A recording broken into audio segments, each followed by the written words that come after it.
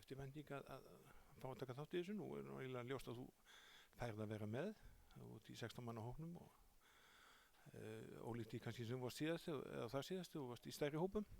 Jú, þetta er rosa spennandi og mikill heiður að fá að vera með og hvað þá að fá að vera hluti af þessum 16 manna hóp sem er núna að fara út í nótt. Og undanfarnir dagar búin að vera skemmtilegir? Já, mjög sko, bara búin að æfa vel og búin að kynnast hópnum töluvert betur núna þar sem við svona með liðinu og já, þetta er bara búin að gegja. Þú varst í hóp, tvisvar í vor? Já, í fyrra skipti var samt ekkert í spilhóp og svo seinna skipti þurfti að draga úr landsliðinu vegna meiðsla. Og svona bara alveg til í þetta? Já, þetta verður gegja, mjög spennt. Og svona tímabilið farið vel af stað hjá þér? Jú, bara mjög sátt með hvernig tímabilið að byrja hjá okkur og hjá mér líka, þannig að já, bara mjög sátt.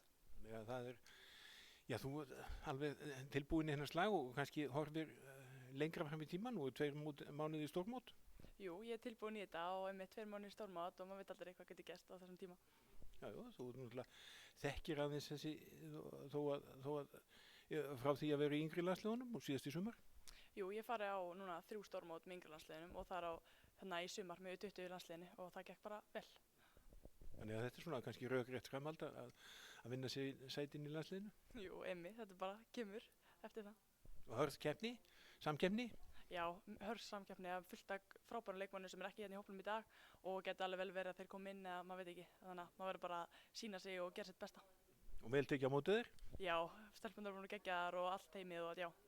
Klart. Og Addi náttúrulega, það er aðeins kynst honum núna gegnum fram?